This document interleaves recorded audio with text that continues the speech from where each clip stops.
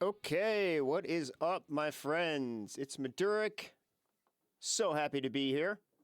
Great to see everybody coming in. Welcome, welcome to the third session of the Wilder Racing Academy.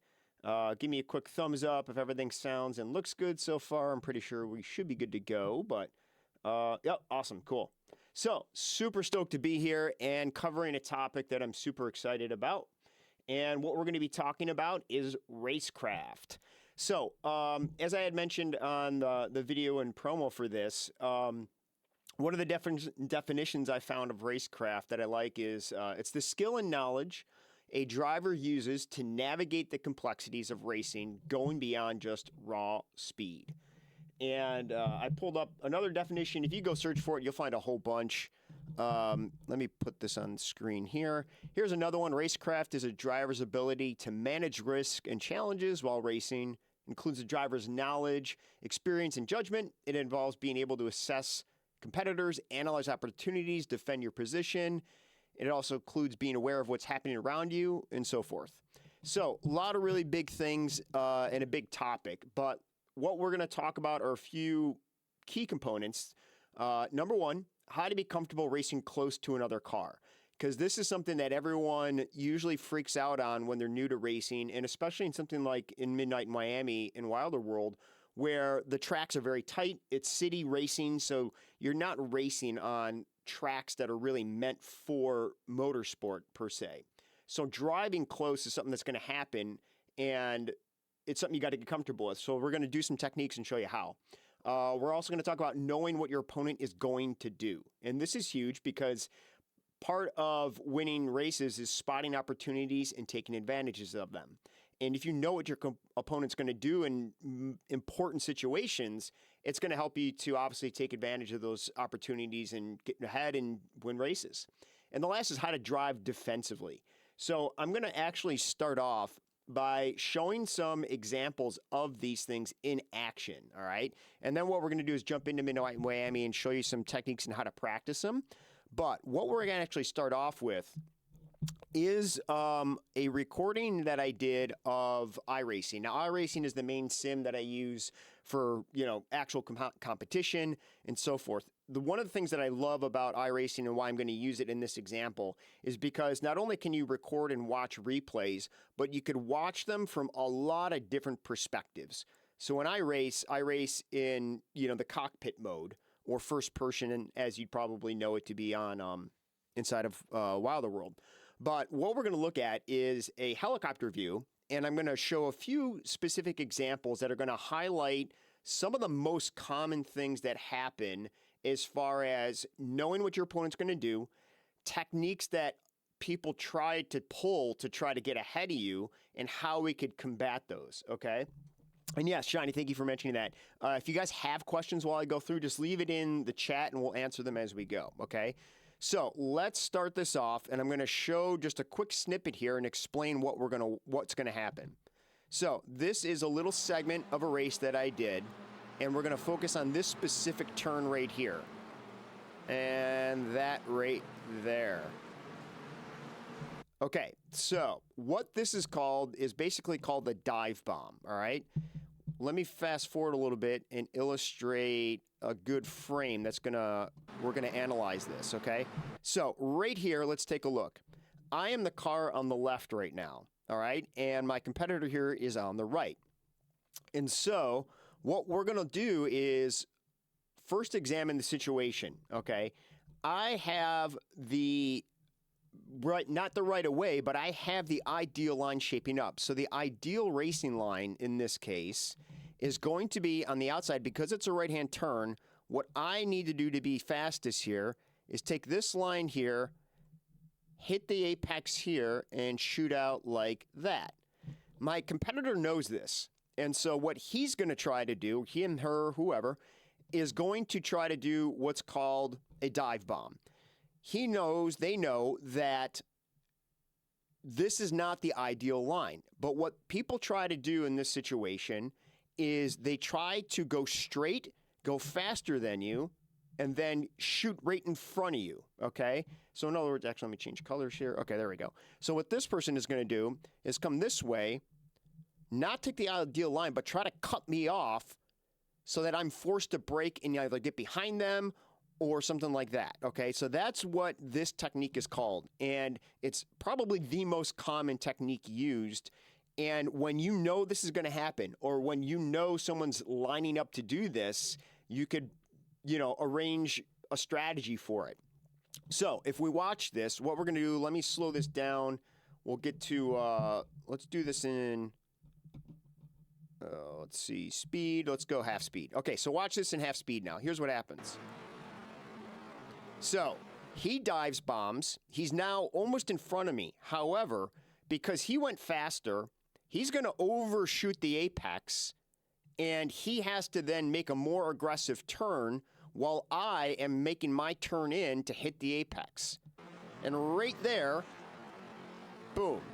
So you could see how close that was. And that's one of the tips of, again, knowing how to be close and comfortable. I knew this was going to happen. However, I had to kind of trust my gut that he wasn't going to hit me. Believe me, many times you get hit. But in this case, you just got to, hold your own, be confident, and know that this is what's going to happen. Now, the result of this is that I'm able to then move on. And now it's not a big advantage, because now what happens is now he has the ideal line on this next turn, okay? So we kind of go back and forth here. But again, on this next turn, what's going to happen is I'm in the position now to make the ideal line. Okay, so in other words, ideal racing line, you could almost see it as far as what's grayed out here, because this is where all the tire tracks are. This is the line I want to take. And again, he wants to take that line as well, but he's either got to try to get in front of me, which is very hard to do because we're both going at top speed.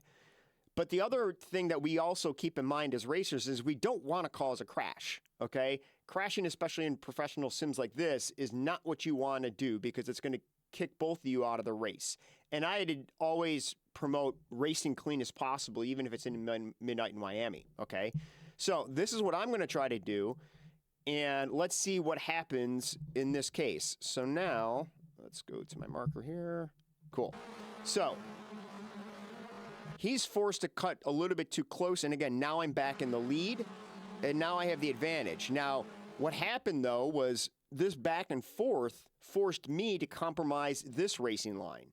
So, again, knowing every turn, knowing what ideal racing line is going to be what is the ideal racing line going through any track, always trying to maximize that when you can. So now I come out in front here, and then I'm able to get ahead a little bit on this next long straightaway, okay? So that is just one example. Now, what we're also going to do is look at this inside of the actual cockpit, okay? That was the helicopter view. Now we're going to take a quick look at the same section, only this is the cockpit view when I'm actually racing, okay? Now, something to consider here is that you're seeing this in one screen without mirrors. When I race, there's a virtual mirror that goes on the front, on the top, which you can't see, and I have triple screen. So I could see him on my right when we're doing this. You won't see him here, but watch how close he gets when this actually happens. Boom.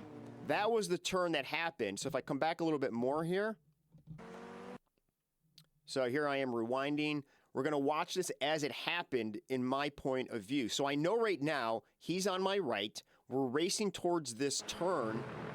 And I know that I have the best line possible. And I know he's going to dive bomb me. And he does right there. Boom. That's how close he got to me. Fortunately, he didn't hit me. But now I know that I have a better line throughout this section. Exactly. Yeah, very close. And again, come to this turn, you can't see him, but he's on my left right now. I have to leave him enough room. It's not going to do me any good to hit him because it'll crash both of our cars. So you always need to leave enough room so that you also don't get penalized. But now I'm in front of him and I'm able to take the ideal line, okay? So that's example one that I wanted to illustrate. Let's take a look at another example, okay? Same technique, different, hang on, let's get this open here. All right, same technique, different part of the race. This is later on in the same race. Here I am in front, okay? This guy behind me, person, whoever it is is racing towards me. Now, again, we have a similar situation. We have a longer straight here. Now, if we look at this situation right here, we have a right-hander coming up. This is the longest straightaway of this course. My braking reference that I know is the latest you could brake on this straightaway to manage this turn is at this number 2 marker, okay? So what happens is this guy is trying to dive bomb me. And so what he's going to do is try to go brake later than me to try to get in front of me. But I know because of the limits of the car that there's no way you could brake this late and manage this turn coming up because you're going at top speed, and I know the limits of this car that we're driving, okay? So we go back a little bit let's go back a little bit more and watch what happens in this section. Boom, he comes flying by, he loses the car, and he spins out. I knew that was going to happen because I saw him on my left as we go to this straightaway. Hang on, let me go back a little bit further here. So right there, I start braking. And when I saw him shoot past me, I knew instantly that there's no way he's going to be able to make that turn. And that's where, again, knowing what your opponent is going to do is going to give you this advantage because I knew he could not manage this turn. And he didn't. He just spun right out and said, see ya. And of course, I was able to fly by him and go on with the race, okay? And then if we look at this inside of the cockpit, or I'm gonna rewind and we're gonna change views here, and we'll see what this looks like from my driver's perspective. Again, keeping in mind, I could see him on the right of me right now, even though you can't see him in this view. But he's right on the right of me. Here's the 2. Now, if you look at the 2 marker coming up, right when I hit that 2 marker, I slam on my brakes, all right? Boom, braking, goes flying right by me and loses his car, okay? So another example of the same technique called the dive bomb. It's very common. It's something that happens all the time. However, it's not usually successful. It is a very tricky move to pull off, but it does work if you're really skilled and you do it in the right way, okay? One more example is we're going to go back to what happened after that first clip, okay? So this is the next turn after I battle with him. So we battled that turn, and now we're coming on this long straightaway, okay? Now, here's what happens in this situation. We got a guy behind me, and me and this other driver here have been battling. When you battle, you sacrifice the ideal line. So you go slower to try to get ahead to a point where you could then be in front and then take the ideal line at max speed, okay? So what happens now, because we're battling, we're losing speed, and the person behind us is taking advantage of this. They were able to take the ideal line. They came out of the last corner much faster, so this person behind us is going to creep up on us while we approach this straightaway. Me and this person beside me are pretty much neck and neck. I have a little bit of an advantage here. You could see this person behind me trying to find a gap. They're trying to get ahead, but this is where driving defensively comes in. Not only am I going to line up on the left to have the best line coming up, but I also don't want to give this driver behind me the gap to be able to pass us. So they're fishing for a way. And the competitor on my right knows it as well. We're not leaving them enough space to get in front of us or to get between us, okay? So coming up on this turn, because we are both compromising our lines, number one thing, don't crash, because that's going to ruin everybody's race, okay? So we're both braking hard. The person behind me, I have to now sacrifice here because I know he's behind me, but I can't slam my brakes too hard. I don't want him to rear end me and then push me off, right? So what happens here, let's go back down to half speed and see what results from this whole situation here. So ideal line is I'm in the position to have the ideal line. However, I know that the guy to my right is going to be forcing me to not take that line, because if I were to take it right now, I'd slam right into him, okay? So here comes the turn. This person here goes out in front because they just had a better advantage in this situation. I maintain as best I can. However, I can't crash into him. You know, right here, he's coming up on me, and I can't do much about it at this point but try to defend. If I were to go harder to the right, I would probably hit the guy to my right. So, sticky situation. Best I could do here is damage control in the sense of not losing too much time.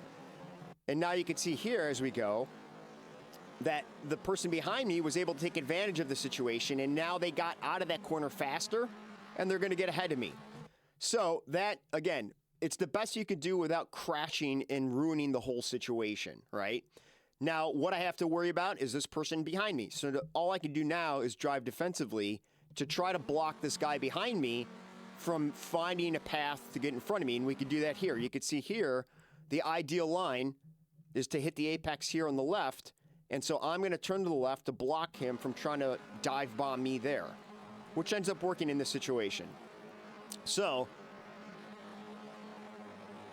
I did lose a couple spots because of this whole situation.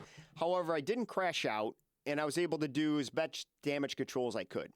So, RaceCraft in action there. Anybody have questions on that, let me know. But these are some really cool examples that I found just last week. This race happened, and I recorded. You could record every race and save it. So these are some examples that I found in, the sim that I use the most, where understanding RaceCraft, understanding the skills, the techniques, understanding the best racing line, understanding what your opponent's going to do, and knowing how to block that is this whole concept in action, right?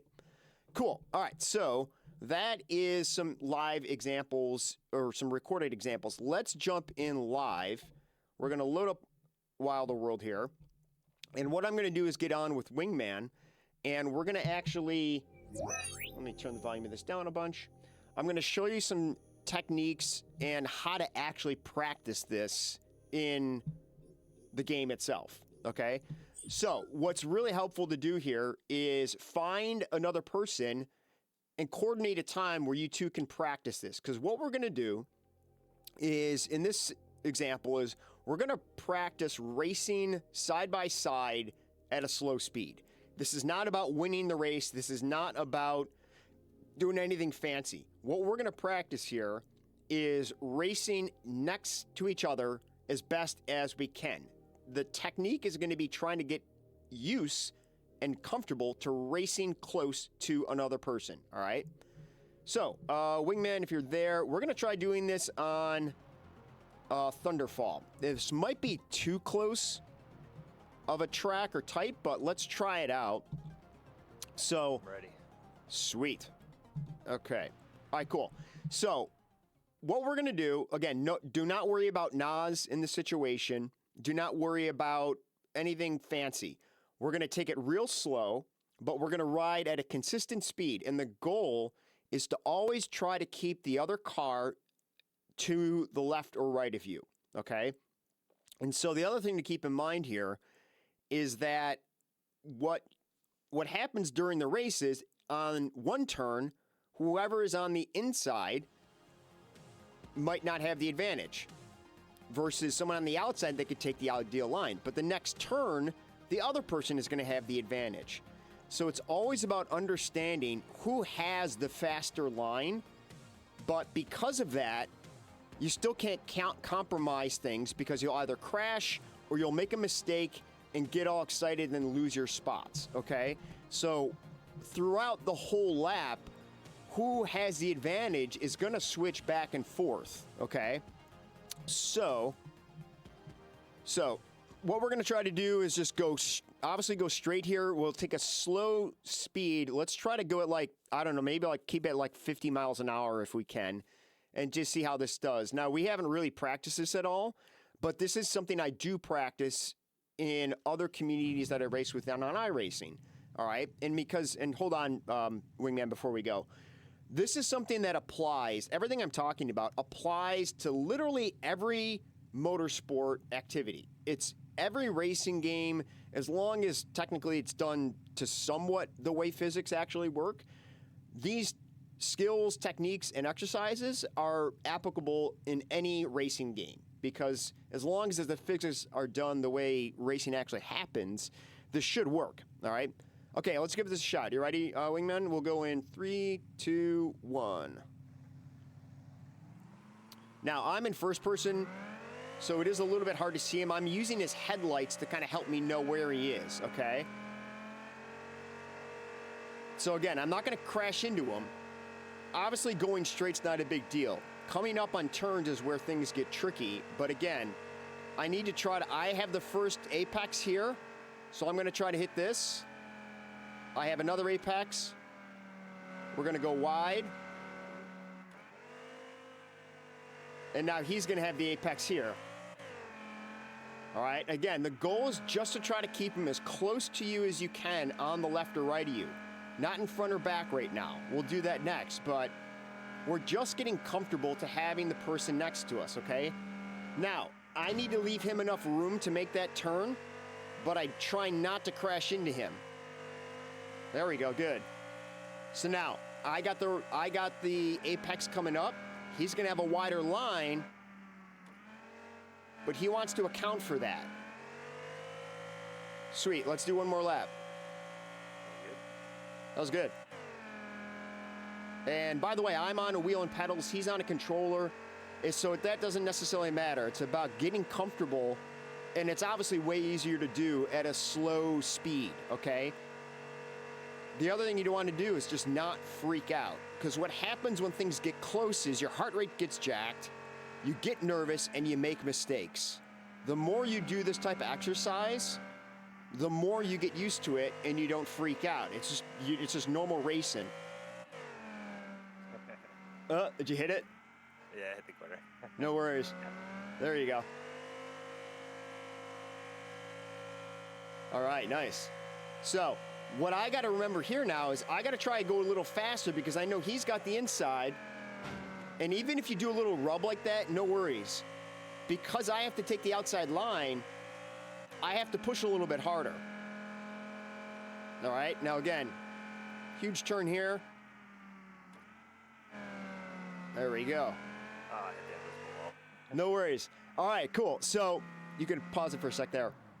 All right, so that's a really, I mean, it might not seem like a lot, but you'd be surprised at the amount that you could learn by doing this on courses and just getting more and more familiar because, you know, it's one thing to always practice racing on the ideal line. And by the way, I do believe that, I'll verify this, but I believe the next build is going to have the racing line overlay. So it'll tell you what is the ideal line to take, okay? Right now, if you've watched some of my previous trainings, you know, or just understand motorsport racing, you could figure out what the ideal line is. And it's not enough to always practice the ideal line. You need to practice what happens in the event that you can't take that line, and then you have to compromise it, okay? And that's what we're doing here. It's like we're saying, hey, I can't take this line because the car is literally right next to me, so what's the next best thing? Try to give them enough room so we don't both crash out and let somebody behind us take advantage of that situation, right? You have to get comfortable in all of these tight spots in doing this, okay?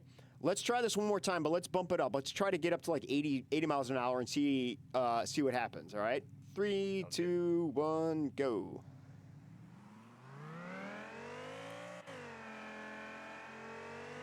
All right, see if we can get it up there. Cool.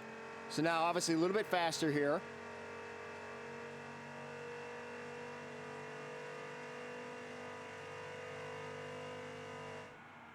Oh. Sweet, keep it going.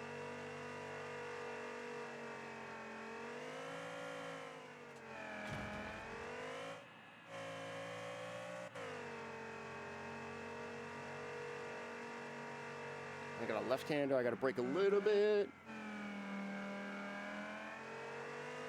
Sweet, there we go. Awesome. And again, I'm not taking as wide of a turn because I need to leave him room to navigate it. Oh. Awesome, I don't even think we touched it.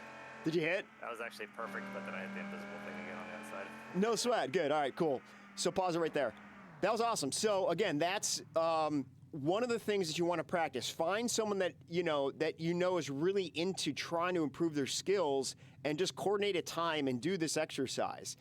You know, right now we don't have AI in this to race with or do any of these exercises with, but this is such a beneficial thing to do. All right, the next thing we're going to practice is I'm going to actually race in front, and Wingman's job is going to be racing directly behind me. Same concept. He's going to try to stay as close to me as he can, try not to hit me, but what I'm going to be doing now is taking the ideal line, but because he's always going to be behind me, his job is just to stay as close as he can behind me without doing anything else but following. Does it make sense? Sounds good to me. Sweet. We're lap 4-4, so we'll just do this one and it'll end and we'll restart it. But again, take it slow. We're just going to go at like 60 miles an hour. Okay, so I'm not going fast. You're going to fall behind. So what I'm doing now is taking the ideal line. And if someone's not as familiar with what the best line is through a course, this is a great way to learn. So apex there, apex there. I'm going to come a little wide so I can hit this. Hit this apex on the left. Now, the other thing that I have is I have a camera button on my wheel to look behind me, okay? So I could see where is he at. All right, got a left-hand turn. Up. I got a little bit of lag. No worries. All right, and then coming up on the last one here.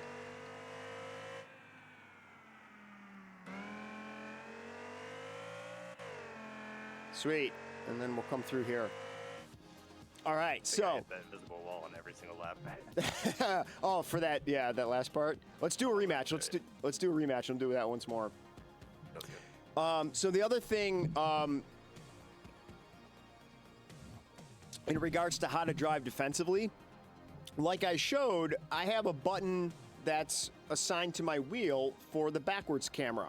So I could press that obviously whenever I want. I need to do it at a safe place where I'm not worried about negotiating a turn. But if I want to drive defensively when someone is behind me, I could always click that to say, is this person trying to get past me? Do they have enough speed from their last turn that they'd actually get in front, or what's happening?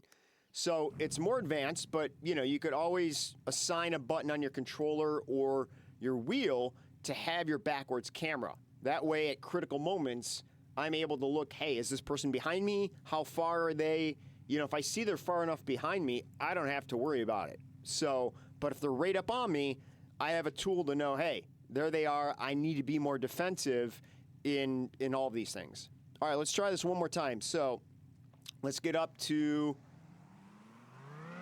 we'll go a little bit faster, but same idea. What you're going to try to do is ride as close to me as you can. Yes. There you go. But And not now, taking any taps. yeah, it's all good. Even if you do, it's all good.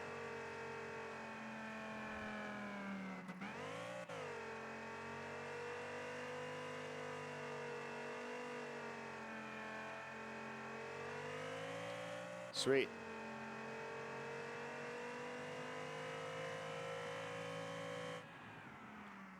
Oop.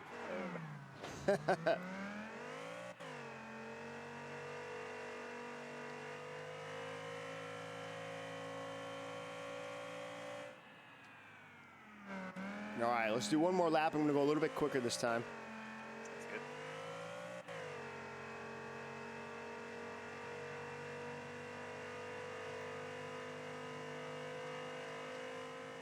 Yep, nice, right up on me.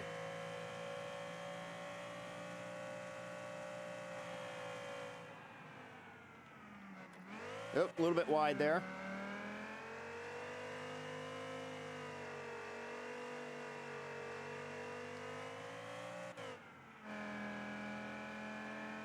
Now, I like driving here, like I said, in the first person. But I also usually have a wider field of view so I can see when cars on my right or left. But you can still do this technique with whatever version that you race with, whether it's first person or third person or whatever. All right, cool. Now, this time, Wingman, you take the lead. I'm going to try to follow you as close as I can. Keep it about 85, 90 then. Sweet. Do whatever's comfortable.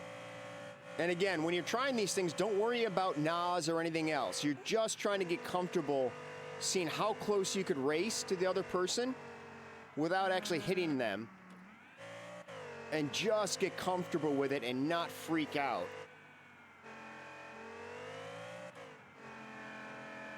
Now, of course, during this exercise, you know, I'm on and off the throttle. I'm not being as aggressive as I usually would be, but the exercise is to drive close and just get comfortable with it.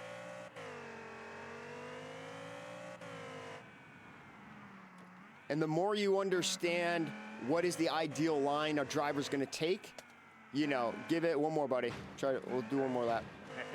Need a little boost. Yeah, there you go. I got you.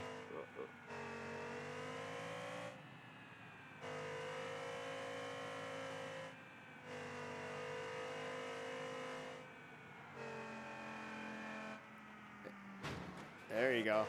And just see if you could just stay glued to the person that you're racing with. Because the other thing is, this is a technique, if you're really confident, it will make a competitor nervous. When I know I got somebody that's really good and they are on my tail like this, I might not worry about trying to get in front of them right away. Because I know that the longer I could race like this, the more likely it is that it's going to cause my opponent to make a mistake. All right, and that's the other thing that happens when you race against really good people. They will sit there and, you know, trail you, because the other thing to think about, we're going to return to hub for a sec. The other thing to think about is in real racing physics, it's not so much right now, but I wouldn't be surprised if in the new build that drafting is going to be a thing. So in more advanced simulators, you know, and in real racing, the closer you are to a car, you can get in their slipstream, and then you are technically faster because you're not needing to worry about the disadvantage of being in front and breaking all of the wind and getting the, you know, the slowdown of breaking all that, you know, in front of you. So when you're right behind a car, you technically are going to be faster, and you could use that to your advantage. Again, it's another craft or RaceCraft tool, is that knowing that if you're right behind a person within a couple feet, you're going to have a slipstream that's going to make you faster. And it's not always about just making sure you go faster and get ahead of them. Maybe it's just sit there for a while, make them nervous so that they make a big mistake and crash their car. Because then I don't have to worry about doing things like dive bombs or doing stuff that's really risky that's going to get us both crashed. So, yes, thanks, Cybike. Air resistance, exactly. So, again, another really important technique, understanding that draft and what happens with it, okay? All right, cool. So now what we're going to do, if anybody has questions, let me know. Let me read through this in a second here. How far back you're trailing? Usually if I bump someone, it's because we're taking the same line, and I'm usually trying to keep it close. Oh, there's the example. Yeah, Thanatos. Yeah, good question. But, you know, it's as close as you can get. And, I mean, in professional sims where you have a lot more control over the physics, as well as the courses are more laid out so that you could have the opportunities to be closer, it's insane. I mean, if you watch NASCAR racing, they literally do bump each other because they are all bunched together. They know they need to all take advantage of the draft. And if you watch Tour de France racing in pelotons, bike racers, same thing. If you ever race in that environment, it's hilarious. If you're behind people, and I've done this before in bike racing, if you get within 3 bike lengths behind somebody, they're gone. Like, if you get within a bike length of them, you save up to at least 20% of your energy. But if you're not, you know, able to keep up, you'd be surprised at how quickly the pack will just fly away, because they all have to do less energy than you to stay in front. So you want to be as close as you can to maximize all that. All right, cool. So let's do an actual race. Wingman, you pick the place. Where do you want to race? How about Seaside's a decent one? Cool. Love it. Only 2 laps, but Yeah, it's all good. That's all we need. So what we're going to do now is we're going to actually do... Oops. Shoot. Hang on. Sorry. I didn't do a quick match. So what we're going to do is an actual race, and I'm going to actually trail behind him, but I want Wingman to go as hard as he can on it, and what we're going to do is record it, and then we're going to watch the replay, and I'll give a few critiques on his race and so forth. Yeah, that's the other thing. A few critiques. Yeah, right, yeah. Yeah, the other thing is, you know, it's pretty obvious when people are aggressively and intentionally hitting you. Right now, because, you know, we're not paying for damage repair, you're not penalized, You know, it happens way more than it should. And also, it's just a part of street racing that you just don't have the room to not hit each other. But I guarantee you, if you're trying to get good at things like iRacing, Assetto Corsa, or any other, you know, actual simulator, you will avoid hitting each other at all costs, because not only do you risk getting in an accident, if you get damage to your car, it becomes undrivable or becomes very slow. So that's something that you want to start practicing now. Let me get out of this so we could get back into an actual race. So the practice of making sure you're not hitting people on purpose, really, really important, because it's also respectful and it's just good, clean racing. And it happens all the time. It's just not always, you know, everyone's trying to be aggressive. So unless it's absolutely obvious, you don't want to take it personally. Okay, Seaside, 2 people. There we go. Nice. All right, sweet. All right, so go with the clock. Two laps. I'm recording this, so once we're done, we'll do the replay and watch it.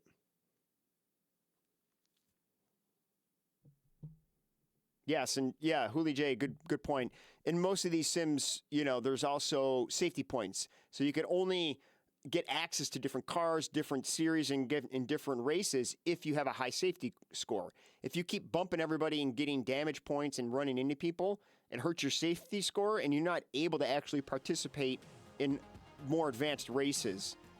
Don't be surprised if that. I mean, we tried to implement that here, but it was just, you know, once the player, the amount of players builds up, it's probably something they'll re-implement.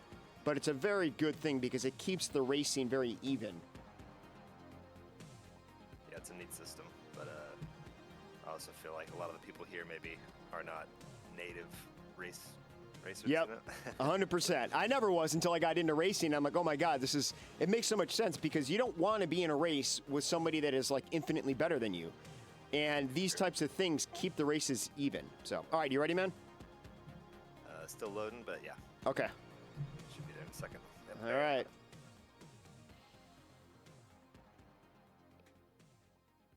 All right, I'm going in front on this one. Is that? Yes. Yep. Just a race? Yeah, I'll let you get ahead, but go as hard as you can.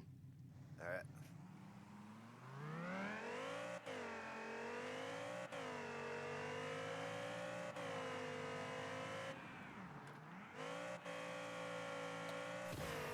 Feel free to use your nods, whatever you think.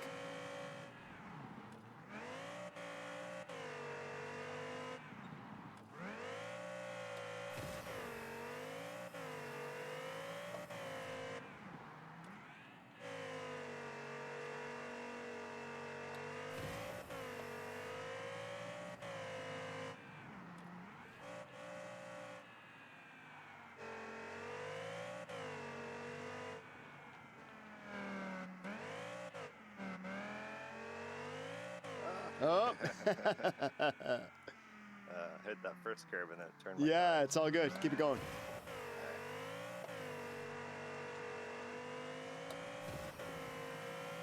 That was a warm-up lap. Yeah, there you go.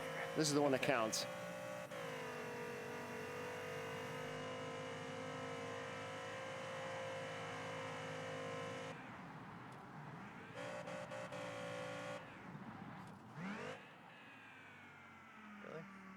Really?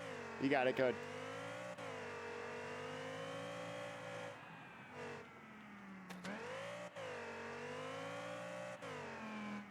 But use a booster on this one.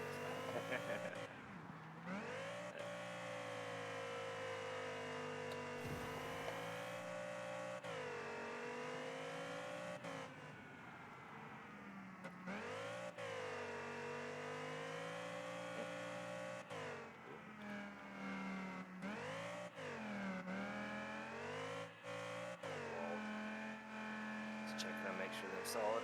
Yep. Making sure they stop you when you hit them. My excuse is that I'm always looking for a secret passage. You never know when they just put one in the game. Yeah, you might find one one day. Cool. Awesome. Okay, so what we're going to do now is watch this replay, which I'm recording. I was recording on OBS, so you can go ahead and, let's see. You could return to hub. And let me find where my replays are.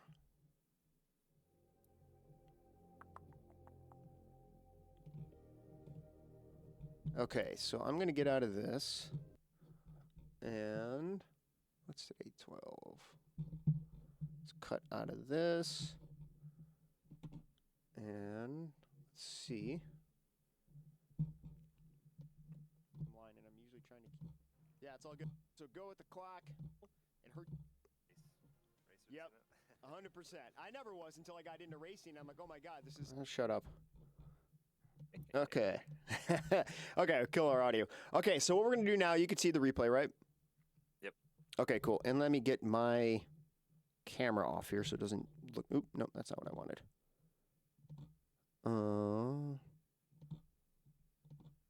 There we go. Okay, so we're gonna watch this replay and just kind of critique what's happening in real time.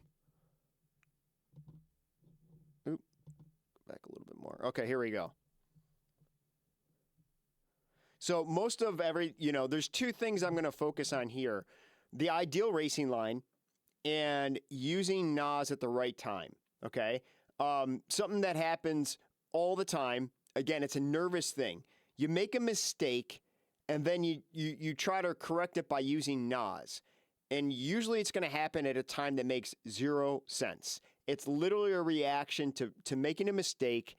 And that's the other thing to practice is that if you make a mistake, relax, collect yourself as quick as you can, and get right back into the zone of where should I be on the ideal racing line? Where is it most advantageous for me to use NOS? Because otherwise you're just going to waste it all. And at opportune moments, if they reappear during a race, you might not have NOS, or you might just not be in the position to take advantage of it. So with those two things in mind, starting right off on this first turn, all right, not too bad there. Oops, hang on, go back a little bit. Let's try that again. So he comes out here, you take to the right, which is good because the first turn that you got is this left-hander. I'm going to put this at half speed so we could watch it a little bit slower here. All right, so not bad there. You still have plenty of room. I mean, there's almost a car length there on the left side. So you could be tighter there. That'll be a faster line, but not too bad in the sense of, where you were. Coming out wide, which is good because right here, you want to hit that apex. Now you definitely have at least a car width here, right? So you could definitely be much closer to this curb to hit that apex. Make sense? Yeah, totally makes sense. Yeah, cool. So now you're here. This is a possible time to use some NOS, but again, I'm not going to worry about that right now. It's not bad that you didn't, so it's not a bad time to not use it. Right there, not too bad, but if you think about coming at this earlier, you want to be as close to the right, but then keep turning right because we have a chicane here. In other words, we got a right and then a left that we have to take. Right now, you are in like the most least opportune spot, right? Because you took that real wide. So in this case, it's almost worth sacrificing a little bit of the ideal line so that you can get to the right as soon as possible for this next turn here. Because now you come way over, and now you got like at least 2 or 3 car widths there, right, that you missed as far as hitting the apex as tight as you can. So again, more just being cognizant of what is the ideal racing line. All right, coming up, looking good here because now you're all the way to the right. You got a left-hander, so you're maximizing that right there. Coming in there, again, you could be way closer there. But again, takes time to learn these things, but just to kind of visually see it, because a lot of times people don't know how close they are. We don't have a replay feature yet in Midnight in Miami, so it is really cool to do this and see how close to the limit are you with your turns and the racing lines. And again, with a chicane here, you sacrifice the speed through this because you didn't hit that first turn ideally. And so this one, you're losing a lot of speed, and you're not too bad there, though. So again, lining up on the left side, you have a right-hander coming up. So this is looking good, but you made this mistake both times. You came into this lining up perfectly, but look how much you missed that by. Right? I can easily fit behind right aside you, And this is another chicane, a left and a right, or a right and a left. So now you have to slow way down. You have to turn, and you're losing all sorts of speed there. Now that looked good. See how close you are to the curb there? Yeah. That's what you want, but you sacrificed a lot of speed, before hitting that, if that makes sense. Yeah. Well, if you're outside, then you can come into the turn. Exactly. And then you just be gassing instead of braking. Yeah. Exactly. Yeah. You'll maintain and be able to get through that corner with a lot more speed, and then come out of that turn a lot faster as well. So, lining up here, that looked great. See that? Not too bad. Now you're only like a tire width away from the apex. So much better. You want those tight turns. And I guarantee you, for the people that have the top times, when you see those times being broken apart by 1/100th of a second, or if not 1,000th of a second, this is the difference. Being a tire width away from the apex is what makes that difference in gaining a 10th here, 100th here, and all that stuff adds up for every turn that happens, all right? This is a real tricky turn here. You had the right idea. You just hit it a little bit too tight, but that's a very tricky one because, and boom, there you go with the tree. So I hit the curb on the middle median there. Yep. Yeah, turned my car. Yeah, and again, these are things that are different in street racing than you'll see in sim racing, for actual racetracks, because they're not going to have those same type of obstacles, but it doesn't matter. The technique of understanding the racing line and maximizing it is the same no matter what. It's just getting very comfortable in knowing these things. Again, you could have been closer there. I do like how now you're on the NOS. Ideally where I am right now, I'd be on NOS already, because the sooner you hit your NOS, the more that speed's going to build on this very long straightaway we have coming up. So when you know that, like, again, I think I've said it before in a previous episode, this is probably the most important turn on this track, because it's the turn before the longest straightaway, right? So you want to really try to maximize that as much as possible. So now you're on the NOS and you're staying on it, which is great. We're both kind of cranking towards the next lap. Of course, this was the warm-up lap, so now we have a real lap coming up. And it's much of the same things. What I saw a couple happen more here was, using the NOS at times didn't make any sense, because it's more tied to the fact that you made a mistake and then you're trying to catch up. So coming in here, that looked good. We're both carrying a ton of speed. Again, you could have hit that a little bit better, but it's not too bad. But this is an important one, because you want to hit this apex, come wide, which you did, and then take this other left. But again, so much room right there, right? Look at all that room. And now you're forced to hit that curb there, and you're probably slowing way down. So all of those things compound when you don't hit the ideal line.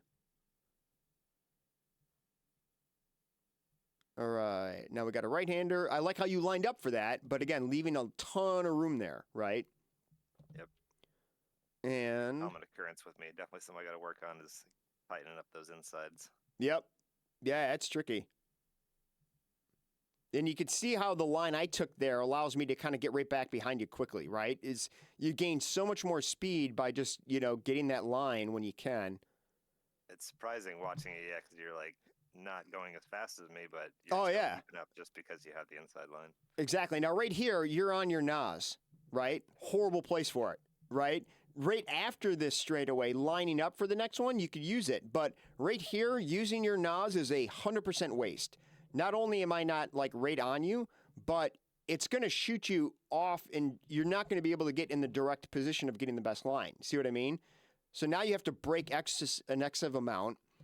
Right there is where I could start using NOS, which you did, but you could have got on it even earlier, by hitting this apex wider.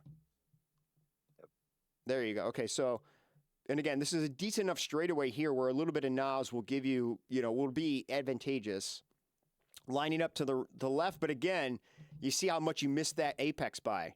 And this, again, super important one, because I need to hit my apex there, and then hit this apex, I need to stay to the right and then to the left as much as possible. And because of that, again, you're going to hit the wall. Hitting the wall there, you go right back on the NOS. It's like you got to train yourself that if you hit the wall, hitting the NOS right after, unless it's like the last lap and you're super close, it's usually not going to be the best idea. It's a defensive thing that usually happens because you messed up. definitely. Yeah, but that was good there. See how close you were? You went right over the curb. That was probably the best turn I've seen so far. Let me go back a little bit here. Because you went right over the curb. You know, you hit it a little bit, which is fine. Some cars can take curbs better, and that's true of every sim, not just this game, all right? But coming into this next turn here, granted, you didn't line up for it just quite right, but turning there, boom. See what I mean? You're not going over the limit. You hit the curb.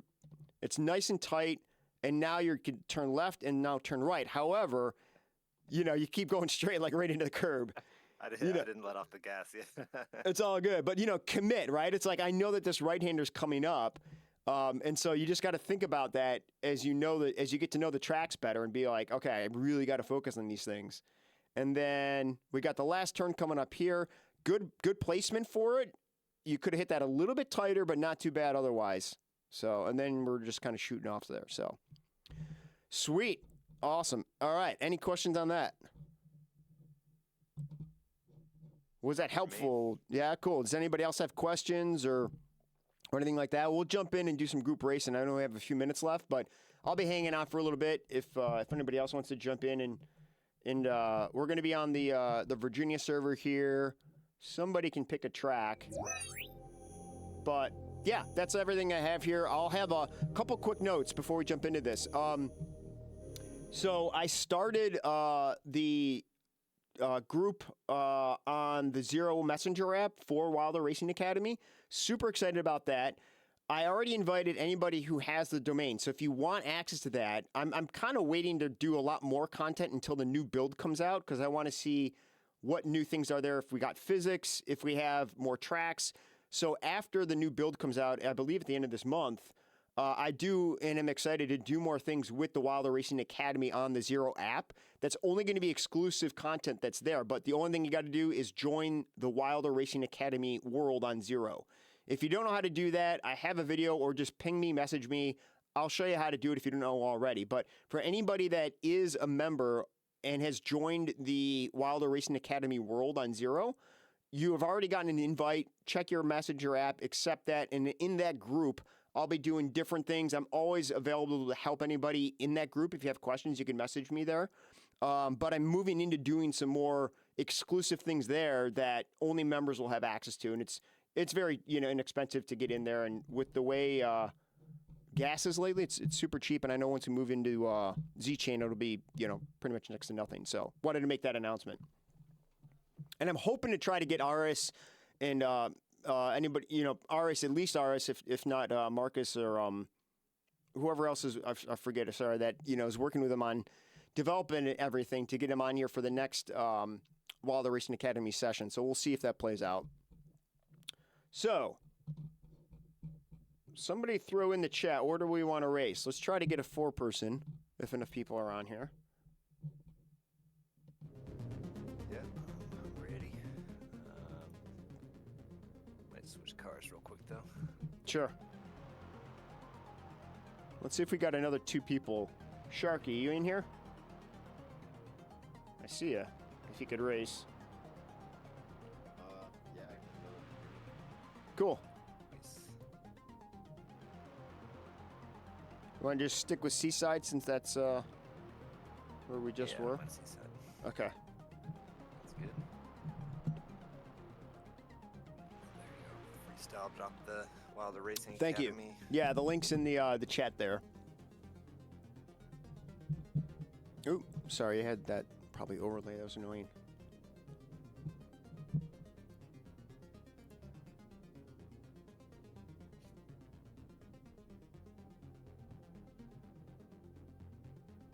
Four players Seaside, queued up. Cool. All right. Let's see if we can get a 4th person. Oh, looks like we got it. Yep, perfect. Shiny's in the mix. Nice.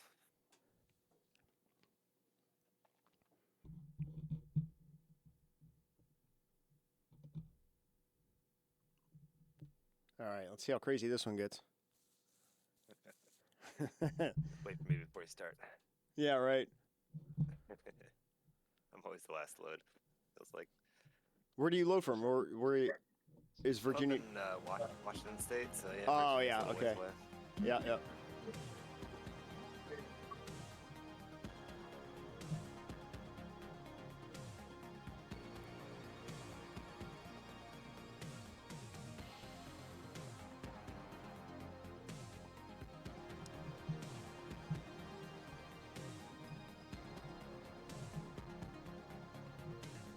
All right.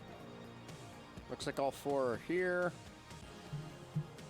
Let's go. Still on load screen. Come on. Uh-oh. Your car's waiting on the lines. Should be good. Oh, here it goes. Yeah, they're Change all load on the screen. line. There we go. All right, man. All right, everyone. Good luck. Good luck.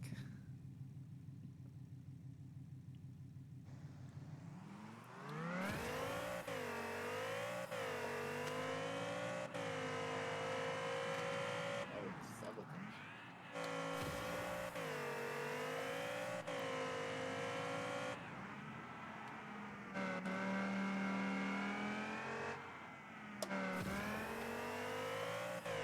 Right in the wall.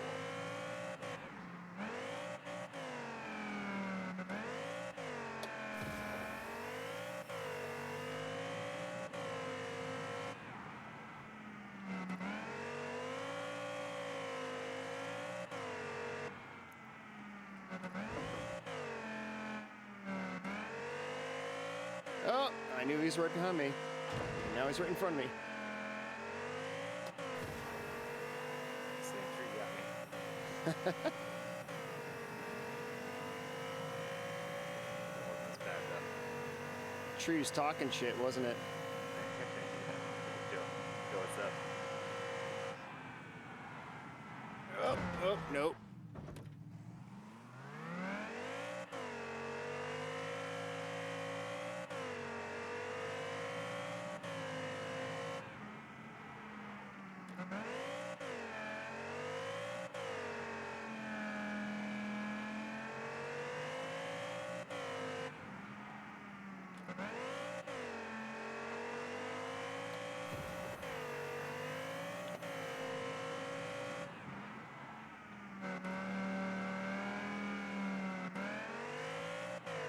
Sharky is off to the finish line.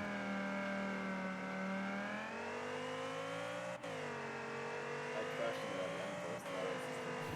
That was good, man.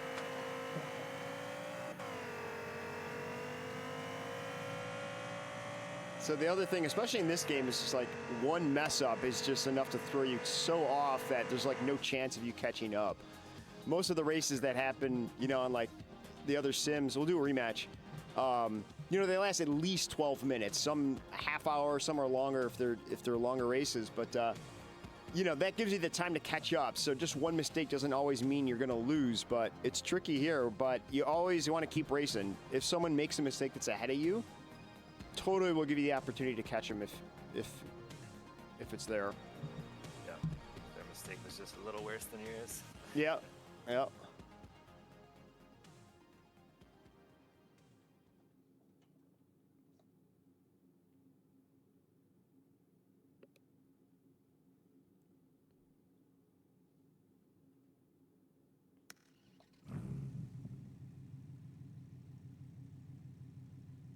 Good luck.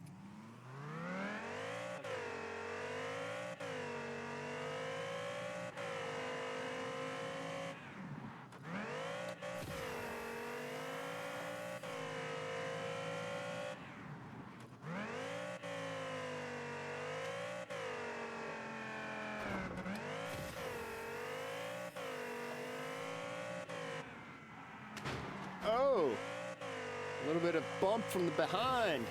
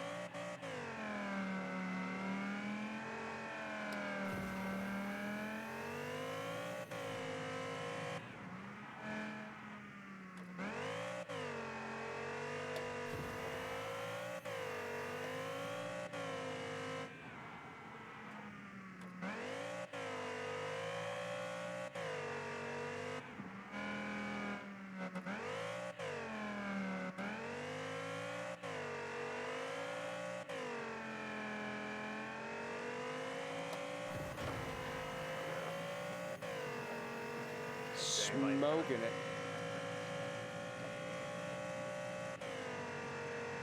All right. You almost had me again, Shanny. Sharky takes it again by a mile. GG. Good games. All right, guys, I'm going to sign off.